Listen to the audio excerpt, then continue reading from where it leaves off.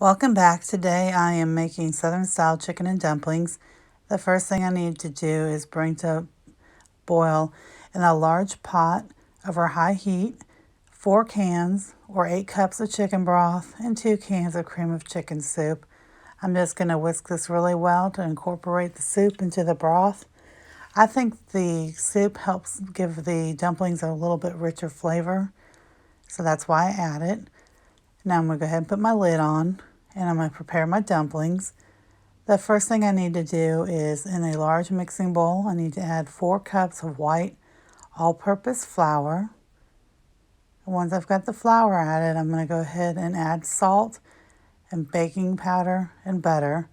So I'm going to add 1 teaspoon of salt.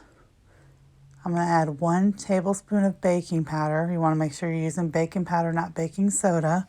This will help give the dumplings a light and fluffy texture, along with 1/2 a stick or 4 tablespoons of real butter.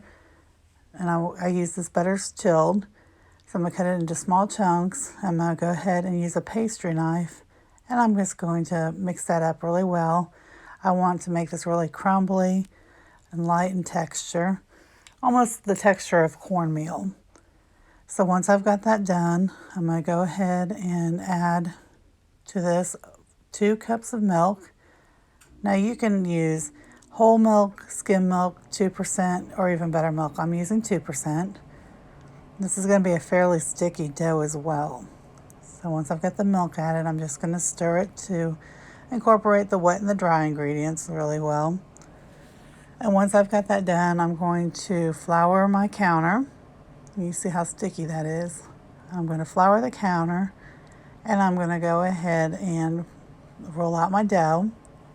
So give this counter a nice flour, or flouring. I don't know what the word is. Dusting, that's the word. Okay, now I'm going to go ahead and spoon out my dough. I'm going to make sure I get every bit of it because you don't want to leave anything behind if you can help it. And I'm going to flour the top of my dough as well because I want to be able to knead this. So a little bit of extra flour is good because that'll help thicken up your stock. And I'm going to just give that a nice kneading. I'm going to knead it about 6 to 8 times. You don't want to over knead it. If you over knead it, the dumplings will get tough. So I'm just going to make sure that's floured nicely because I'm going to start rolling this out and I don't want the dough sticking. And I'm just going to use my rolling pin. I'm going to roll it out to about 1/2 inch thick. So once it's rolled out, I'm just going to take a sharp knife and I'm going to cut it into 1-inch wide strips. And then I'm going to cut it into 1-inch wide strips the other direction. These do not have to be perfect. You're going to have some that are a little bigger, some that are a little smaller. It all tastes the same. And I'm going to drop this into my boiling pot of water, or boiling pot of broth, which I did add a pound of shredded chicken breast to. And I'm sorry I did not get that recorded. Once I've got this added, I'm going to go ahead and put the lid on, turn the heat down to low, and I'm going to let it simmer for 15 minutes. About at the halfway point, I'm just going to give it a quick stir, make sure everything is mixed well and it's plumping up nicely. You see how beautiful that looks? I just wish you could smell it. It smells divine. And when it's done, this is what it looks like. I always serve mine over mashed potatoes and with green beans because that's the way I ate it as a child. And in the future, I will have a video on how to make my rich and creamy mashed potatoes and my just like grandma's green beans. Thank you for watching, and I hope you have a great day.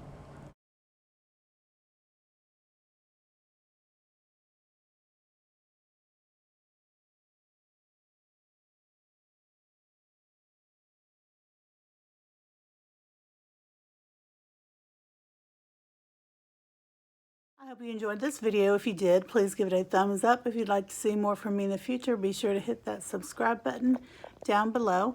I'll be posting 3 videos a week, 2 cooking and baking videos, along with 1 randomness vlog. If you make this recipe, be sure to let me know in the comments how it turned out for you. I love comfort food. I'm a big fan of chicken and dumplings. It's a southern thing, but I actually ate it a lot as a child. Now, my mother made it different. She used Bisquick. She didn't make her dumplings the way I make them. I actually prefer them this way. To me, this is more of a southern take on them. They're very frugal to make. I made this entire batch for probably $5 or $6. So you can certainly stretch it to feed a large family. You can cut it in half if you don't need to feed as many. You can also freeze it for future lunches or future meals. So it's definitely a good, frugal, family-friendly meal. And another thing I like about it is my son loves this recipe. He's very, very picky. Unfortunately, as a child, when he was little, I catered to him. I wouldn't suggest that to anyone else. Now, my daughter will eat anything you put in front of her, but my son, not so much. So when I can find things that he likes, I certainly like to try to put them in the rotation on a regular basis for him. Well, I think that's about it. I hope you guys have a great day. And remember, not every day is good, but there is always something good in every day. And I will see you next time.